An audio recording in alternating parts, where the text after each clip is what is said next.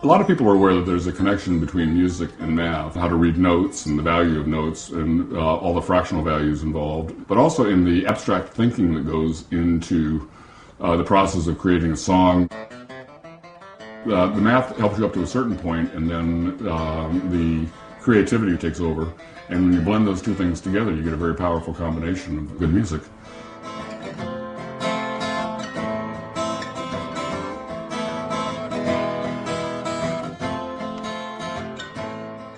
I graduated college in 1974 and started teaching in LA City schools. After 5 years of teaching, discovered that all I was doing was repair work with kids. Probably the most frustrating thing for teachers is to realize that you've got kids that are working 1, 2, 3, sometimes 4 years below grade level by the time they get to middle school. My son Nick was born in January of 1980. Over the first few years of his life, everything he did seemed to be involved in some form of creativity.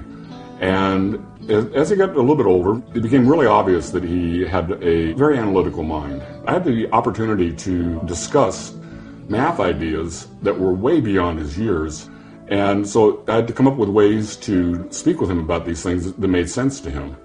And that was when I started changing the language. So many of the things that Nick and I have done in our past have led to Mathnasium's corporate mission statement, which is to teach children math in a way that makes sense to them. I mean, Nick and I created thousands of pages of math curriculum. He and I were always incredibly close together, working collaboratively on everything that we did. I don't think I ever yelled at him once. On May 7th, 1999, Nick was working for our family electronics business, and I paid him, and he went out. He had a date that night. A few minutes before 5 the next morning, the phone rang. It was a call from a nurse at County General Hospital, and she said, I think you better get down here. Nick had fallen asleep at the wheel, coming home very late from the date. And as every teenage driver knows, you shouldn't drive when you're tired. But he did a solo car spin out in front of County General Hospital, and he passed that day.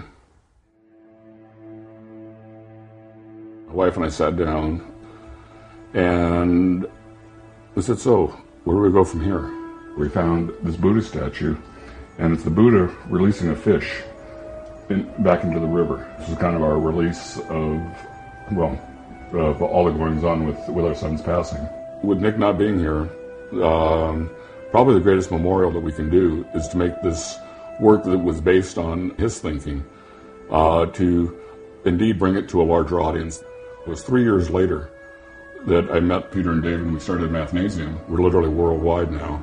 There are Mathnasiums on every continent but Africa and Australia. The first trip I took for Mathnasium, we opened our first international center. Spent a week doing interviews and training staff, all kinds of things. And when I was ready to leave, my host there gave me a present, this picture. And when I looked at it, I said, I have no idea how important this is to me and my wife. And this was the universe bringing the fish back in multiplicity, in the number of adults and the number of kids whose lives have been touched by Nick's presence, and all the people we've touched with the Mathnasium Method.